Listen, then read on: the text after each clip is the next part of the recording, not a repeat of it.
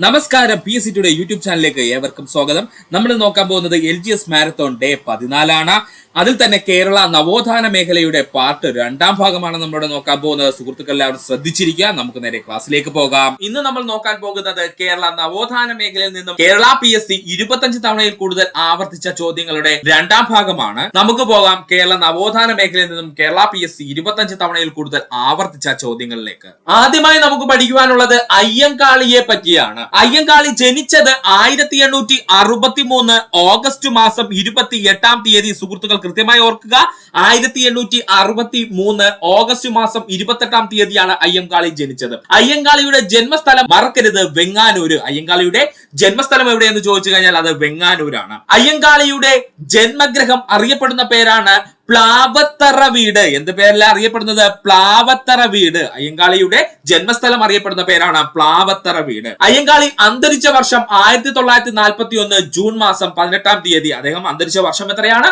1941 June മാസം 18 തീയതി. സാധുജന പരിപാലന സംഘത്തിന്റെ സ്ഥാപകൻ എന്നറിയപ്പെടുന്ന വ്യക്തി അയ്യങ്കാളി. സാധുജന പരിപാലന സംഘം സ്ഥാപിതമായ വർഷം 1907. മറക്കരുത്, 1907 അയ്യങ്കാളി സാധുജന പരിപാലന സംഘം സ്ഥാപിക്കുന്നത്. പുലയരാജ എന്ന പേരിൽ അറിയപ്പെട്ടിരുന്നത് അയ്യങ്കാളി. പുലയരാജ എന്ന പേരിൽ അറിയപ്പെട്ടിരുന്ന നവോത്ഥാന നായകനാണെന്ന് ചോദിച്ചാൽ അത് അയ്യങ്കാളിയാണ്. ഇന്ത്യയിലെ ആദ്യത്തെ തൊഴിൽ നേതാവ് എന്നറിയപ്പെട്ടത് അയ്യങ്കാളി. ഇന്ത്യയിലെ ആദ്യത്തെ തൊഴിൽ നേതാവ് എന്നറിയപ്പെട്ടിരുന്ന നവോത്ഥാന നായകനാരെന്ന് ചോദിച്ചു കഴിഞ്ഞാൽ അത് അയ്യങ്കാളിയാണ്. ശ്രീമൂലം പ്രചാര സഭയിൽ, എവിടെയാണോ ശ്രീമൂലം പ്രചാര സഭയിൽ ആദ്യമായി തിരഞ്ഞെടുക്കപ്പെട്ട ഹരിജനായ വ്യക്തി ആരെന്ന് ചോദിച്ചു കഴിഞ്ഞാൽ അത് അയ്യങ്കാളിയാണ്. ആളിക്കത്തിയ തീപ്പൊരി എന്നറിയപ്പെട്ടിരുന്ന നവോത്ഥാന നായകനാരെന്ന് ചോദിച്ചാൽ അയ്യങ്കാളിയാണ്. LGS LDC എക്സാമുകൾക്ക് പ്രിപ്പയർ ചെയ്യുന്ന സുഹൃത്തുക്കൾ കൃത്യമായി ഈ പോയിന്റ് പഠിച്ചിരിക്കണം.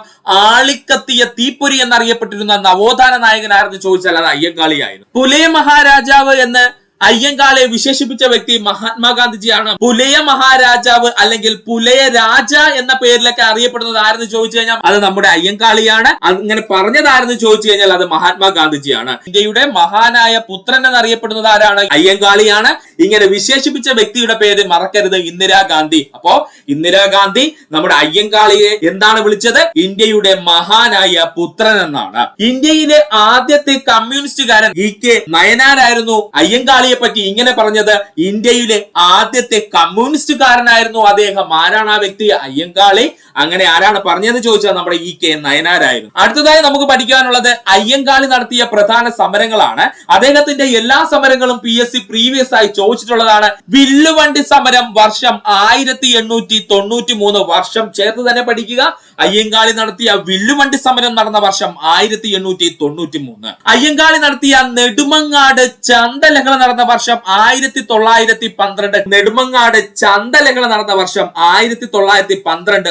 കല്ലുമാല പ്രക്ഷോഭത്തിന്റെ നേതാവ് അയ്യങ്കാളി. മറക്കരുത്, കല്ലുമാല പ്രക്ഷോഭത്തിന്റെ നേതാവ് ആരെന്ന് ചോദിച്ചു കഴിഞ്ഞാൽ അത് അയ്യങ്കാളി. കല്ലുമാല പ്രക്ഷോഭം അല്ലെങ്കിൽ അവൻ അറിയുന്ന മറ്റൊരു പേരാണ് പെരിനാട് ലഹള. എന്ത് പേരിലാണ് അറിയപ്പെടുന്നത്? പെരിനാട് ലഹള നടന്ന വർഷം ചോദിച്ചാൽ 1915. എന്തുകൊണ്ടാണ് കല്ലുമാല സമരത്തെ പെരിനാട് ലഹള എന്ന് പറയുന്നതിന് കാരണം ചോദിച്ചു കഴിഞ്ഞാല് കൊല്ലം ജില്ലയിലെ പെരിനാട് വെച്ചാണ് കല്ലുമാല സമരം നടക്കുന്നത്.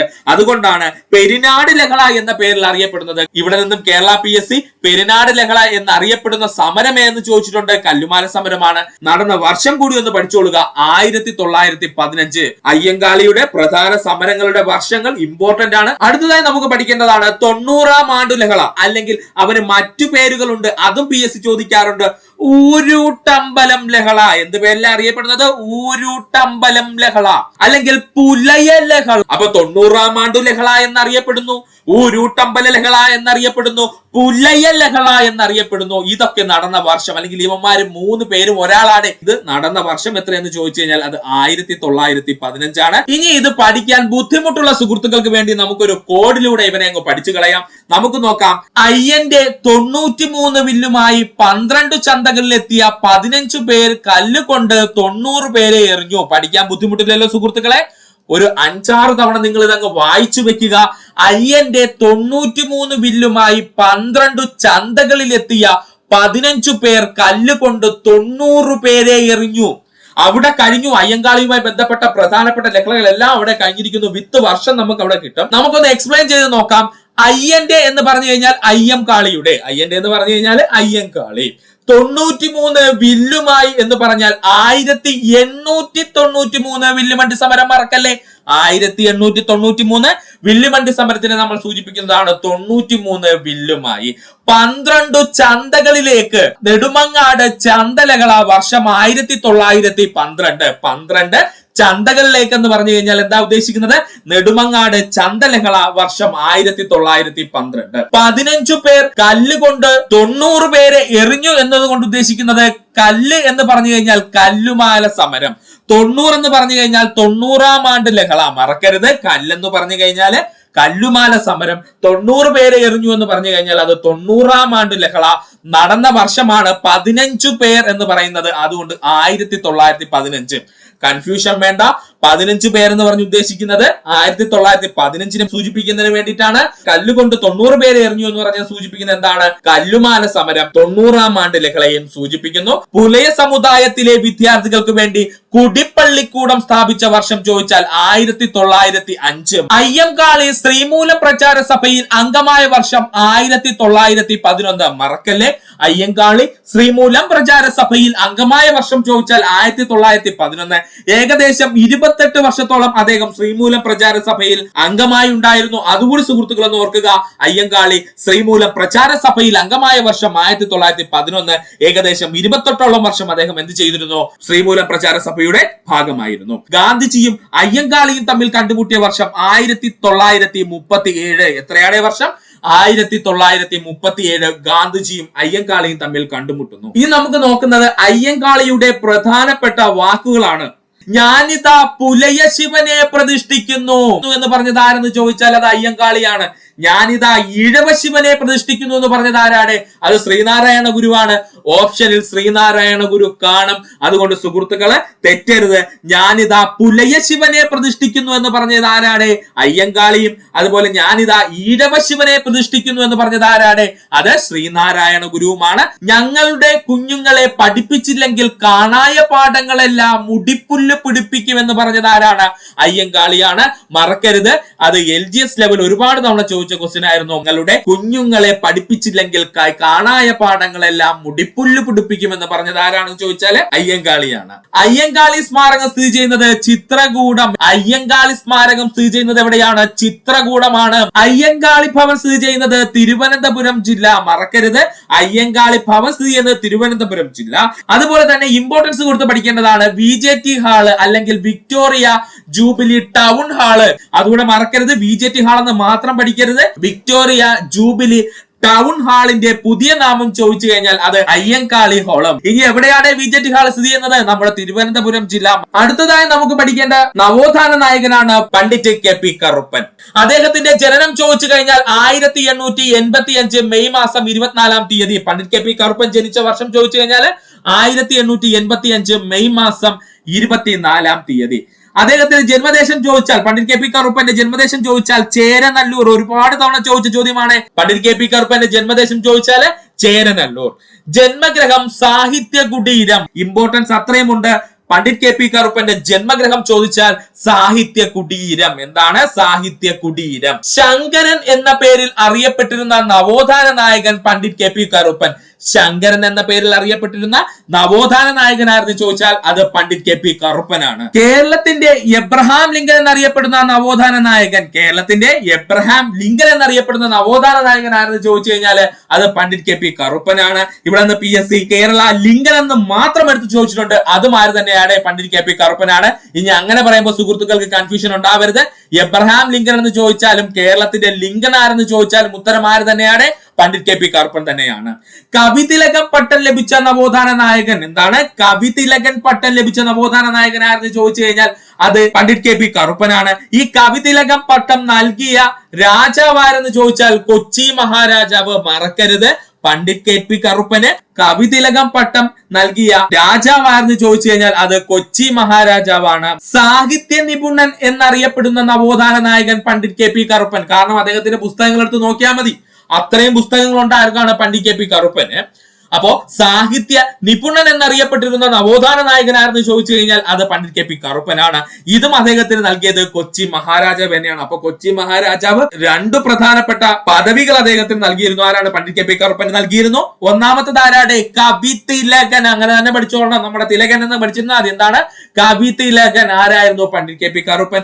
അതുപോലെ രണ്ടാമത് നൽകിയ എന്താണ്? സാഹിത്യ നിപുണൻ. വിദ്വാൻ എന്ന പേരിൽ അറിയപ്പെട്ടിരുന്ന നവോത്ഥാന നായകൻ ആരെന്ന് ചോദിച്ചു കഴിഞ്ഞാൽ അത് Pandit K P Karuppan. Confusion ഉണ്ടാകുന്ന പോയിന്റ് ആണ്. വിദ്വാൻ എന്ന പേരിൽ അറിയപ്പെട്ടിരുന്ന നവോത്ഥാന നായകൻ ആരെന്ന് ചോദിച്ചു കഴിഞ്ഞാൽ അത് പണ്ഡിറ്റ് കെ പി കറുപ്പൻ. ആ പദവി നൽകിയതാരെന്ന് ചോദിച്ചാൽ കേരള വലിയ കോയി തമ്പുരാൻ. വിദ്വാൻ പദവി നൽകിയത് ആരെന്ന് ചോദിച്ചാല് KV എന്നങ്ങ് പഠിച്ചു വെച്ചോളണം. കേരള വലിയ കോയി തമ്പുരാൻ. അരയ സമാജ സ്ഥാപകൻ പണ്ഡിറ്റ് കെ പി കറുപ്പന്റെ PSCയുടെ ഏറ്റവും കൂടുതൽ ഇഷ്ടമുള്ള ചോദ്യമാണ്. അരയ സമാജ സ്ഥാപകൻ ആരെന്ന് ചോദിച്ചു കഴിഞ്ഞാൽ പണ്ഡിറ്റ് കെ പി കറുപ്പൻ. വർഷം 1907. ഇതേ 1907 തന്നെയാണ് അയ്യങ്കാളി എന്ത് സ്ഥാപിക്കുന്നത്? സാധുജന പരിപാലന സംഘം സ്ഥാപിക്കുന്ന വർഷം 1907 ആണ്. അരയ സമാജം സ്ഥാപിക്കുന്ന വർഷം പണ്ഡിറ്റ് കെ പി കറുപ്പൻ. അതും എത്രയാണ്? 1907 ആണ്. 1913 പ്രശസ്തമായ കായൽ സമ്മേളനം സംഘടിപ്പിച്ച വ്യക്തി നമ്മുടെ പണ്ഡിറ്റ് കെ പി കറുപ്പനാണ്. 1913 പ്രശസ്തമായ കായൽ സമ്മേളനം സംഘടിപ്പിച്ച വ്യക്തി പണ്ഡിറ്റ് കെ പി കറുപ്പൻ. മറക്കരുത്. Pandit K P Karuppan Kochi legislative assembly അംഗമായ വർഷം 1925. Pandit K P Karuppan Kochi legislative assembly അംഗമായ വർഷം 1925. പണ്ഡിറ്റ് കെ പി കറുപ്പന്റെ സ്മാരകം സ്ഥിതി ചെയ്യുന്നത് ചേരനല്ലൂർ. പണ്ഡിറ്റ് കെ പി കറുപ്പൻ സ്മാരകം സ്ഥിതി ചെയ്യുന്നത് ചേരനല്ലൂരാണ്. എവിടെയാണ്? ചേരനല്ലൂരാണ്. ഇനി PSC ഏറ്റവും കൂടുതൽ ചോദിച്ചിരിക്കുന്ന പണ്ഡിറ്റ് കെ പി കറുപ്പന്റെ പോയിന്റ്സ് ആണ് പറയാൻ പോകുന്നത്. ഒത്തിരി സുഹൃത്തുക്കൾക്ക് കൺഫ്യൂഷൻ ഉണ്ടാക്കുന്നതുമാണ്. സാമുദായിക നവീകരണത്തിനായി പണ്ഡിറ്റ് കെ പി കറുപ്പൻ ആരംഭിച്ചതാണ് പ്രാദേശിക സഭകൾ എന്ന് പറയുന്ന കൂട്ടായ്മകൾ. ഈ കൂട്ടായ്മകൾ എല്ലാം PSC ചോദിച്ചിട്ടുണ്ട്. അവ ഏതെന്ന് നമുക്കൊന്ന് നോക്കാം. കല്യാണദായിനി സഭ ആരംഭിച്ചത് കൊടുങ്ങല്ലൂർ. ഒന്നുകൂടെ പറയാം. കല്യാണിദായിനി സഭ ആരംഭിച്ചത് എവിടെയാണ്? കൊടുങ്ങല്ലൂര്. സന്മാർഗ പ്രദീപ സഭ കുമ്പളം. സന്മാർഗ പ്രദീപ സഭ ആരംഭിച്ചത് കുമ്പളം. ജ്ഞാനോദയം സഭ ഇടക്കൊച്ചി. ജ്ഞാനോദയം സഭ ഇടക്കൊച്ചി. അരയ വംശോധരണി സഭ ഏങ്ങണ്ടിയൂര്. അരയ വംശോധരണി സഭ എവിടെയാണ്? ഏങ്ങണ്ടിയൂര്. വാലസമുദായ പരിഷ്കരണ സഭ തേവര. വാലസമുദായ പരിഷ്കരണീ സഭ എവിടെയാണ്? തേവര. പ്രബോധ ചന്ദ്രോദയ സഭ ആരംഭിച്ചത് വടക്കൻ പറവൂർ. പ്രബോധര ചന്ദ്രോദയ സഭ ആരംഭിച്ചത് വടക്കൻ പറവൂർ. സുധർമ്മ സൂര്യോദയ സഭ ആരംഭിച്ചത് തേവര. സുധർമ്മ സൂര്യോദയ സഭ ആരംഭിച്ചത് തേവര. ഇനി ഇത് പഠിക്കാൻ ബുദ്ധിമുട്ടുള്ള സുഹൃത്തുക്കൾക്ക് വേണ്ടിയിട്ട് നമുക്കൊരു കോഡിലൂടെ ഇവരെ അങ്ങ് പഠിച്ചു കളയാം. എല്ലാം കിട്ടിയില്ലെങ്കിലും നമുക്ക് കുറച്ചെങ്കിലും നമ്മുടെ മനസ്സിൽ നിൽക്കും. അതങ്ങ് പഠിച്ചു വെച്ചേക്കുക. കോഡ് ഇത്രയേ ഉള്ളൂ. കൊടുങ്ങല്ലൂർ കല്യാണത്തിന് കുമ്പളം കൊണ്ടുവന്ന പ്രദീപിനെ പറയിട്ടു ചന്ദ്രൻ സ്വീകരിച്ചു. ഇത് കണ്ട TV സുധർമ്മ ജ്ഞാനം കിട്ടാൻ കൊച്ചിയിലേക്ക് പോയി. കൂടെ പോവാൻ അരയൻ ഏങ്ങിക്കരഞ്ഞു. അല്പം പാടുള്ള കോഡാണ്, എന്നാലും പഠിച്ചു വെക്കുക. കൊടുങ്ങല്ലൂർ കല്യാണത്തിന് കുമ്പളം കൊണ്ടുവന്ന പ്രദീപിനെ പറയിട്ടു ചന്ദ്രൻ സ്വീകരിച്ചു. ഇത് കണ്ട TV സുധർമ്മ ജ്ഞാനം കിട്ടാൻ കൊച്ചിക്ക് പോയി. കൂടെ പോകാൻ അരയൻ എന്ത് ചെയ്തു? ഏങ്ങിക്കരഞ്ഞു. നമുക്ക് അവന്റെ എക്സ്പ്ലനേഷൻ ഒന്ന് നോക്കാം. കൊടുങ്ങല്ലൂർ കല്യാണത്തിന് എന്ന് പറഞ്ഞ് ഉദ്ദേശിക്കുന്നത് കല്യാണദായിനി സഭ കൊടുങ്ങല്ലൂരും. കല്യാണദായിനി സഭ എവിടെയാണ്? കൊടുങ്ങല്ലൂരും. കുമ്പളം കൊണ്ടുവന്ന പ്രദീപിനെ എന്ന് പറയുന്നത് ഉദ്ദേശിക്കുന്നത് സന്മാർഗ പ്രദീപ സഭ. സന്മാർഗ പ്രദീപ സഭ. അതിലെ പ്രദീപിനെ നമ്മൾ എന്താ പ്രദീപ് കൊണ്ടുവന്നത്? കുമ്പളമാണ് കൊണ്ടുവന്നത്. അപ്പോ സന്മാർഗ പ്രദീപ സഭ ആരംഭിച്ചത് എവിടെയാണ്? കുമ്പളത്ത്. പറയിട്ടു ചന്ദ്രൻ പ്രബോധ ചന്ദ്രോദയ സഭ. ചന്ദ്രൻ എന്തായിട്ടത്? പറയാണ്. അപ്പോ വടക്കൻ പറവൂര്. മറക്കരുത്. പറയിട്ടു ചന്ദ്രൻ എന്ന് പറഞ്ഞാൽ ചന്ദ്രൻ ആരാടെ? പ്രബോധ ചന്ദ്രോദയ സഭയെ സൂചിപ്പിക്കുന്നു. ചന്ദ്രൻ എന്തായിട്ടത്? പറയാനിട്ടത്. അപ്പോ വടക്കൻ പറവൂർ സ്ഥലവും നമുക്ക് ലഭിച്ച്. ഇനി ആരാണ്? TV സുധർമ്മ. അതിൽ T എന്ന് പറഞ്ഞു കഴിഞ്ഞാൽ തേവര എന്നങ്ങ് പഠിക്കുക. T എന്ന് പറഞ്ഞു കഴിഞ്ഞാൽ എന്താണ്? തേവര. V എന്ന് പറഞ്ഞാൽ വാലസമുദായ പരിഷ്കരണ സഭ. വാലസമുദായ പരിഷ്കരണ സഭയാണ് V കൊണ്ട് ഉദ്ദേശിക്കുന്നത്. സുധർമ്മ എന്ന് പറഞ്ഞു കഴിഞ്ഞാൽ സുധർമ്മ സൂര്യോദയ സഭ. ഇത് എങ്ങനെ പഠിക്കാന്ന് ചോദിച്ചു കഴിഞ്ഞാൽ വാലസമുദായ പരിഷ്കരണ സഭയും സുധർമ്മ സൂര്യോദയ സഭയും എവിടെയാണ്? തേവര തന്നെയാണ്. ജ്ഞാനം കിട്ടാൻ കൊച്ചിക്ക് പോയി എന്ന് പറഞ്ഞു കഴിഞ്ഞാൽ ജ്ഞാനോദയ സഭ ഇടക്കൊച്ചി. മറക്കല്ലേ സുഹൃത്തുക്കളെ, ജ്ഞാനം കിട്ടാൻ കൊച്ചിക്ക് പോയി എന്നുകൊണ്ട് ഉദ്ദേശിക്കുന്നത് ജ്ഞാനോദയ സഭ ഇടക്കൊച്ചി. അരയൻ ഏങ്ങിക്കരഞ്ഞു എന്ന് പറഞ്ഞതുകൊണ്ട് ഉദ്ദേശിക്കുന്നത് അരയൻ എന്ന് പറഞ്ഞു കഴിഞ്ഞാൽ അരയ വംശോധരണി സഭ. ഏങ്ങിക്കരഞ്ഞു എന്ന് പറഞ്ഞ് ഉദ്ദേശിക്കുന്നത് എന്താണ്? ഏങ്ങണ്ടിയൂര്. സ്ഥലവും കിട്ടിയേ. ഏങ്ങിക്കരഞ്ഞു എന്നുകൊണ്ട് ഉദ്ദേശിക്കുന്നത് ഏങ്ങണ്ടിയൂരാണ്. അപ്പോ ഇത്രയും പോയിന്റ് സുഹൃത്തുക്കൾ ഓർക്കുക. പണ്ഡിറ്റ് KP കറുപ്പൻ ആദ്യമായി സ്ഥാപിച്ച സഭ എന്ന് ചോദിച്ചാൽ കല്യാണദായിനി സഭ. വർഷം 1912. വർഷം കൂടി പഠിക്കുക. 1912 പണ്ഡിറ്റ് KP കറുപ്പൻ ആദ്യമായിട്ട് ഒരു സഭ ആരംഭിക്കുന്നത്. അത് ഏതാണ്? കല്യാണദായിനി സഭയായിരുന്നു. കൊച്ചി പുലയ മഹാസഭ സ്ഥാപിച്ച വ്യക്തി പണ്ഡിറ്റ് KP കറുപ്പൻ. വർഷം 1913. കൺഫ്യൂസിംഗ് ഫാക്ടർ ആണ്, മറക്കരുത്. പുലയ മഹാസഭ എന്ന് കേട്ട് കഴിഞ്ഞാൽ പെട്ടെന്ന് ചാത്തൻ മാസ്റ്ററിലേക്കോ അല്ലെങ്കിൽ അയ്യങ്കാളിയിലേക്കോ സുഹൃത്തുക്കൾ എടുത്ത് ചാടരുത്. ശ്രദ്ധിച്ചോളുക. കൊച്ചി പുലയ മഹാസഭ സ്ഥാപിച്ച വ്യക്തിയാരെന്ന് ചോദിച്ചാൽ പണ്ഡിറ്റ് KP കറുപ്പനാണ്. വർഷം 1913. പക്ക ഓപ്ഷനിൽ PK ചാത്തൻ മാസ്റ്ററും അതുപോലെ തന്നെ അയ്യങ്കാളിയും കാണും. അതുകൊണ്ട് സുഹൃത്തുക്കൾക്ക് കൺഫ്യൂഷൻ ഉണ്ടാവരുത്. ഇനി നമുക്ക് പഠിക്കാനുള്ളത് പണ്ഡിറ്റ് KP കറുപ്പന്റെ പ്രധാന രചനകളെ പറ്റിയാണ്. ഇത്രയും രചനകളെങ്കിലും പണ്ഡിറ്റ് KP കറുപ്പനുമായി ബന്ധപ്പെട്ട സുഹൃത്തുക്കൾ പഠിക്കേണ്ടതാണ്. കാരണം ഇവയെല്ലാം ഏതെങ്കിലും ഒരു PSC എക്സാമിന് ചോദിക്കാതെ ഇരുന്നിട്ടില്ല. ആദ്യമായി പഠിക്കേണ്ടത് അദ്ദേഹത്തിന്റെ പ്രധാനപ്പെട്ട 3 നാടകങ്ങളാണ്. ലങ്കാമർദ്ദനം. എന്താണ് നാടകത്തിന്റെ പേര്? ലങ്കാമർദ്ദനം. ബാലകലേശം. എന്താണ്? ബാലകലേശം. പഞ്ചവടി. എന്താണ്? പഞ്ചവടി. ഇങ്ങനെ 3 നാടകങ്ങൾ പണ്ഡിറ്റ് KP കറുപ്പൻ എഴുതിയിട്ടുണ്ട്.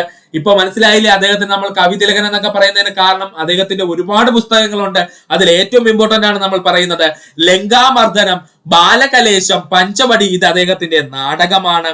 അദ്ദേഹത്തിന്റെ പ്രധാനപ്പെട്ട സാഹിത്യ രചനകളെ എന്ന് ചോദിച്ചു കഴിഞ്ഞാല് ചിത്രരേഖ, ജാതിക്കുമ്മി. 100-ൽ കൂടുതൽ തവണ PSC പ്രീവിയസ് ആയി ചോദിച്ച പണ്ഡിറ്റ് KP കറുപ്പന്റെ രചന എന്ന് ചോദിച്ചാൽ ജാതിക്കുമ്മിയാണ്. ജാതി ലക്ഷണവും ജാതി മീമാംസയും ജാതി നിർണയവും എഴുതിയതാരെന്ന് ചോദിച്ചു കഴിഞ്ഞാൽ അത് ശ്രീനാരായണ ഗുരുവാണ്. കേരള PSC എന്നൊക്കെ ജാതിക്കുമ്മി ചോദിച്ചുകൊണ്ട് ഓപ്ഷനിൽ ആരെയും വെച്ചേക്കോടെ? ശ്രീനാരായണ ഗുരുവിനെയും വെച്ചേക്കും. നമുക്ക് കൺഫ്യൂഷൻ ഉണ്ടാവും, നമ്മൾ തെറ്റിക്കുമെന്ന് PSCക്ക് അറിയാം. അതുകൊണ്ട് ഇപ്പോ തന്നെ അങ്ങ് പഠിച്ചു പോവുക. ജാതി കുമ്മി എഴുതിയതാരെന്ന് ചോദിച്ചു കഴിഞ്ഞാൽ പണ്ഡിറ്റ് KP കറുപ്പൻ. എന്നാൽ ജാതി ലക്ഷണം, ജാതി മീമാംസ, ജാതി നിർണയം ഇവ എഴുതിയതാരെന്ന് ചോദിച്ചു കഴിഞ്ഞാൽ അത് ശ്രീനാരായണ ഗുരുസ്വാമിയാണ്. അത് സുഹൃത്തുക്കൾ ഒന്ന് ഓർക്കുക. ആചാരഭൂഷണം, ലളിതോപഹാരം, അരയ പ്രസക്തി, സ്വസ്ത്രമന്താരം, ഉദ്യാന വിരുന്ന്. ഉദ്യാന വിരുന്ന് പഠിക്കണേ. ഒന്നുകൂടി പണ്ഡിറ്റ് KP കറുപ്പന്റെ പ്രധാന രചനകൾ പറയുവാണ്. ലങ്കാവർദ്ധനം, ബാലകലേശം, പഞ്ചവടി അദ്ദേഹത്തിന്റെ പ്രധാന നാടകങ്ങള്. സാഹിത്യ രചനകൾ ചോദിച്ചു കഴിഞ്ഞാൽ ചിത്രരേഖ, ജാതിക്കുമ്മി, ആചാരഭൂഷണം, ലളിതോപഹാരം, അരയ പ്രസക്തി, സ്വസ്ത്രമന്താരം, ഉദ്യാന വിരുന്ന്. ഇനി ഇത് പഠിക്കാൻ ബുദ്ധിമുട്ടുള്ള സുഹൃത്തുക്കൾക്ക്, നമുക്ക് എല്ലാവർക്കും ഇത്രയും പോയിന്റ്സ് പഠിച്ചു വെക്കാൻ ബുദ്ധിമുട്ടായിരിക്കും. അതുകൊണ്ട് ഇത് പഠിക്കുവാനായിട്ട് നമുക്കൊരു കോഡ് ഉണ്ടേ സുഹൃത്തുക്കൾ. ഇതങ്ങ് പഠിച്ചു വെക്കുക. അദ്ദേഹത്തിന്റെ 5 പുസ്തകങ്ങളെങ്കിലും നമുക്ക് ലഭിക്കും. അത് മതി. നമുക്ക് ഈ കോഡ് അങ്ങ് പഠിച്ചു വെക്കുക. പണ്ഡിത ബാലികയായ ചിത്രയെ ആചാരത്തിനായി ലങ്കയിൽ വിരുന്നിനയച്ച ലളിതയെ അരയൻ വടികൊണ്ട് കുമ്മിത്തുള്ളി സ്വസ്ത്രം ചൊല്ലിച്ചു. ഇതങ്ങ് പഠിക്കാൻ ബുദ്ധിമുട്ടില്ലല്ലോ സുഹൃത്തുക്കൾക്ക്.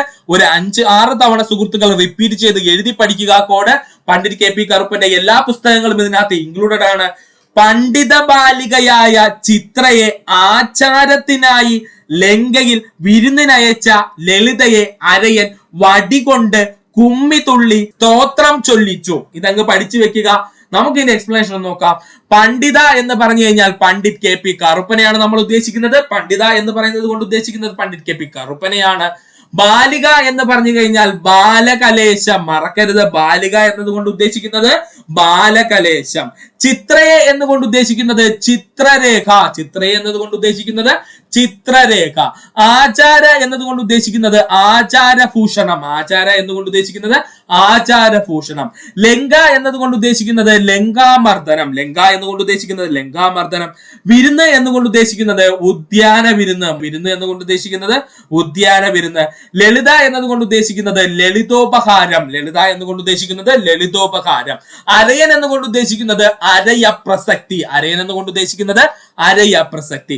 വടി എന്ന് പറയുന്നത് കൊണ്ട് ഉദ്ദേശിക്കുന്നത് പഞ്ചവടിയും. വടി എന്ന് പറഞ്ഞുകൊണ്ട് ഉദ്ദേശിക്കുന്നത് പഞ്ചവടിയും. കുമ്മി എന്ന് പറഞ്ഞു ഉദ്ദേശിക്കുന്നത് ജാതി കുമ്മി. കുമ്മി എന്ന് പറയുന്നത് കൊണ്ട് ഉദ്ദേശിക്കുന്നത് ജാതി കുമ്മി. സ്തോത്രം എന്ന് പറയുന്നത് ഉദ്ദേശിക്കുന്നത് സ്ത്രോത്രമന്താരം. മറക്കരുത്, സ്ത്രോത്രം എന്നുകൊണ്ട് ഉദ്ദേശിക്കുന്നത് സ്ത്രോത്രമന്താരം. കോഡ് ഒന്നുകൂടി പറയാം. പണ്ഡിത ബാലികയായ ചിത്രയെ ആചാരത്തിനായി ലങ്കയിൽ വിരുന്നിനയച്ച ലളിതയെ അരയൻ വടികൊണ്ട് കുമ്മിത്തുള്ളി സ്തോത്രം ചൊല്ലിച്ചു. ഇത്രയും അങ്ങ് പഠിച്ചു വെക്കുക. അടുത്തതായി നമ്മൾ പഠിക്കാൻ പോകുന്നതാണ് പൊയ്കയിൽ യോഹന്നാൻ. ആരെ പറ്റിയാണ്? പൊയ്കയിൽ യോഹന്നാൻ. അദ്ദേഹത്തിന്റെ ജന്മസ്ഥലമായിരുന്നു ഇരവിപേരൂർ. ജന്മസ്ഥലം ചോദിച്ചു കഴിഞ്ഞാൽ ഇരവിപേരൂർ. പൊയ്കയിൽ യോഹന്നാന്റെ ജന്മസ്ഥലം ചോദിച്ചു കഴിഞ്ഞാൽ ഇരവിപേരൂർ. പൊയ്കയിൽ യോഹന്നാൻ അറിയപ്പെട്ടിരുന്ന മറ്റു പേരുകളായിരുന്നു കുമാരൻ എന്നും കുമാരൻ എന്നും കുമാര ഗുരുദേവൻ എന്നും അറിയപ്പെട്ടിരുന്നത് പൊയ്കയിൽ യോഹന്നാൻ. പണ്ട് കാലത്ത് കുമാരൻ എന്നും അല്ലെങ്കിൽ കുമാരൻ എന്നും അല്ലെങ്കിൽ കുമാര ഗുരുദേവൻ എന്നും അറിയപ്പെട്ടിരുന്ന നവോത്ഥാന നായകൻ ആര് എന്ന് ചോദിച്ചാൽ സുഹൃത്തുക്കൾ ഓർക്കുക, അത് പൊയ്കയിൽ യോഹന്നാനായി. പൊയ്കയിൽ അപ്പച്ചൻ എന്ന പേരിൽ അറിയപ്പെട്ടിരുന്നത് പൊയ്കയിൽ യോഹന്നാൻ. അത് LGS ലെവൽ ക്വസ്റ്റ്യൻ ആണ്. പൊയ്കയിൽ അപ്പച്ചൻ എന്നറിയപ്പെട്ടിരുന്ന നവോത്ഥാന നായകൻ ആരെന്ന് ചോദിച്ചാൽ അത് പൊയ്കയിൽ യോഹന്നാനാണ്. പൊയ്കയിൽ യോഹന്നാന്റെ ഏറ്റവും പ്രധാനപ്പെട്ടതാണ് പ്രത്യക്ഷ രക്ഷ ദൈവസഭ. പ്രത്യക്ഷ രക്ഷ ദൈവസഭയുടെ സ്ഥാപകൻ എന്നറിയപ്പെടുന്നത് പൊയ്കയിൽ യോഹന്നാനാണ്. ഓപ്ഷനിൽ കുമാര ഗുരുദേവൻ എന്നും PSC ചോദിച്ചിട്ടുണ്ട്. അതും ഉത്തരം ശരി തന്നെയാണ്. കാരണം രണ്ടുപേരും ഒരാളാണ്. വർഷം 1909. വർഷം ചോദിച്ചാല് 1909. പ്രത്യക്ഷ രക്ഷാ ദൈവസഭയുടെ ആസ്ഥാനം ഇരവിപേരൂർ. ഇതാണ് LGS പഠിക്കുന്ന സുഹൃത്തുക്കൾ പഠിച്ചോളെ. പ്രത്യക്ഷ രക്ഷാ ദൈവസഭയുടെ ആസ്ഥാനം ചോദിച്ചു കഴിഞ്ഞാൽ ഇരവിപേരൂർ. എവിടെയാണ്? ഇരവിപേരൂർ. അടിലഹള എന്ന പ്രക്ഷോഭങ്ങൾ നടത്തിയ നവോത്ഥാന നായകൻ ആരെന്ന് ചോദിച്ചു കഴിഞ്ഞാൽ കുമാരഗുരുദേവൻ അല്ലെങ്കിൽ പൊയ്കയിൽ യോഹന്നാൻ. അടിലഹള എന്ന പ്രക്ഷോഭങ്ങൾക്ക് പിന്നിലെ നവോത്ഥാന നായകൻ ആരെന്ന് ചോദിച്ചു കഴിഞ്ഞാൽ മറക്കരുത്, അത് പൊയ്കയിൽ യോഹന്നാനാണ്. 1921, 1931 കാലഘട്ടങ്ങളിൽ ശ്രീമൂലം പ്രചാര സഭയുടെ അംഗമായ. ഇവിടെ പഠിക്കേണ്ട 2 പോയിന്റുകളുണ്ട് സുഹൃത്തുക്കൾ, വ്യക്തമായി തന്നെ പഠിക്കണേ, ഇമ്പോർട്ടന്റ് ആണ്. സർക്കാർ അനുമതിയോടെ അയിത്ത ജാതിക്കാർക്ക് തിരുവിതാംകൂറിൽ ആദ്യത്തെ ഇംഗ്ലീഷ് വിദ്യാലയം സ്ഥാപിച്ച വ്യക്തി ആരെന്ന് ചോദിച്ചാൽ അത് പൊയ്കയിൽ യോഹന്നാൻ. സർക്കാർ അനുമതിയോടുകൂടി അയിത്ത ജാതിക്കാർക്ക് തിരുവിതാംകൂറിൽ ആദ്യത്തെ ഇംഗ്ലീഷ് വിദ്യാലയം സ്ഥാപിച്ച വ്യക്തി ആരെന്ന് ചോദിച്ചാൽ അത് പൊയ്കയിൽ യോഹന്നാൻ. ദളിത് വിദ്യാർത്ഥികൾക്ക് വേണ്ടി ആദ്യത്തെ എയ്ഡഡ് സ്കൂൾ സ്ഥാപിച്ച വ്യക്തി പൊയ്കയിൽ യോഹന്നാൻ. മറക്കരുത്, ദളിത് വിദ്യാർത്ഥികൾക്ക് വേണ്ടി ആദ്യത്തെ എയ്ഡഡ് സ്കൂൾ സ്ഥാപിച്ച വ്യക്തിയായിരുന്നു ചോദിച്ചു കഴിഞ്ഞാൽ പൊയ്കയിൽ യോഹന്നാൻ. പൊയ്കയിൽ യോഹന്നാന്റെ പ്രധാനപ്പെട്ട കവിതാ സമാഹാരമാണ് രത്നമണികൾ. പൊയ്കയിൽ യോഹന്നാന്റെ പ്രധാനപ്പെട്ട കവിതാ സമാഹാരം ചോദിച്ചു കഴിഞ്ഞാൽ രത്നമണികൾ. പൊയ്കയിൽ യോഹന്നാന്റെ കവിതാ സമാഹാരം എന്ന് ചോദിച്ചു കഴിഞ്ഞാൽ അത് രത്നമണികളാണ്. ഇത്രയുമാണ് നമ്മളുടെ കേരള നവോത്ഥാന മേഖലയിൽ നിന്നും കേരള PSC 25 തവണയിൽ കൂടുതൽ ആവർത്തിച്ച ചോദ്യങ്ങളുടെ 2ാം ഭാഗത്തിലുള്ളത്.